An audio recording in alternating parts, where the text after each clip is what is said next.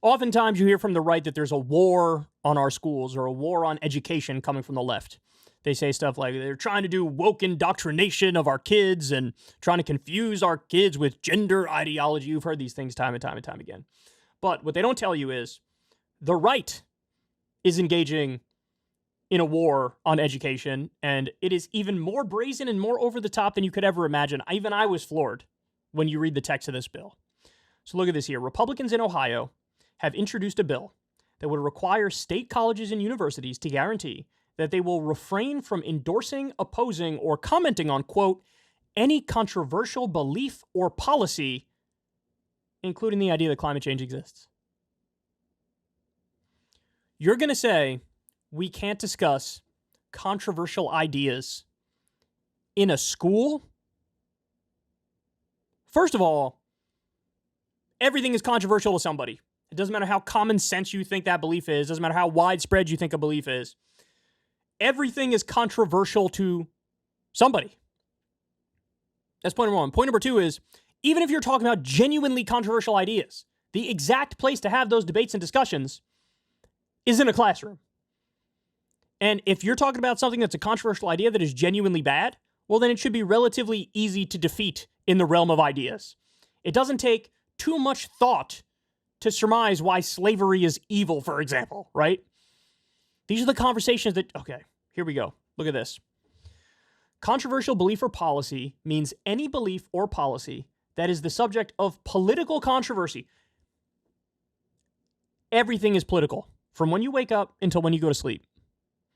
From the breakfast you eat, to the car that you drive in, to the roads that you drive on, to your place of work, to what you're allowed to do, what you're not allowed. Every single thing is political, including issues such as climate change, electoral politics, foreign policy, diversity, equity, and inclusion programs, immigration policy, marriage, or abortion. So in a classroom, you can't discuss climate change, electoral politics, foreign policy, diversity, equity, and inclusion programs, immigration policy, marriage, or abortion. So what are you allowed to talk about?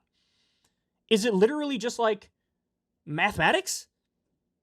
Or do you only read like fiction books and then do math and that's the end of class? These are all things that are right smack dab square in the middle of education stuff. Man, they are overreaching with this one. Holy cow.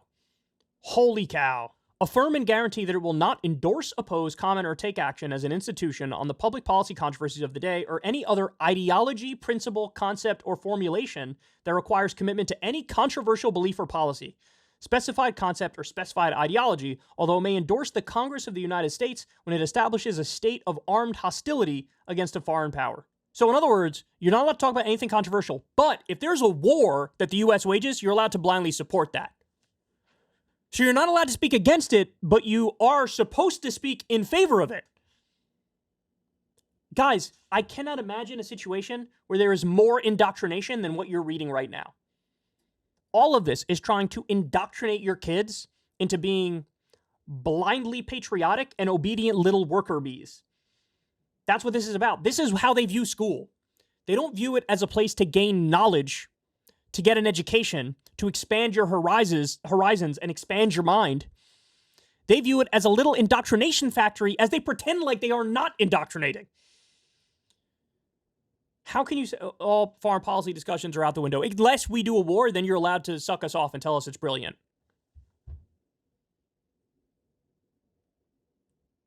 I thought you guys were, we believe in free speech on the Republican side, and the left is anti-freedom of speech. Well, what is this? You're not allowed to say damn near anything in school with this bill. This is an incredibly restrictive, authoritarian environment.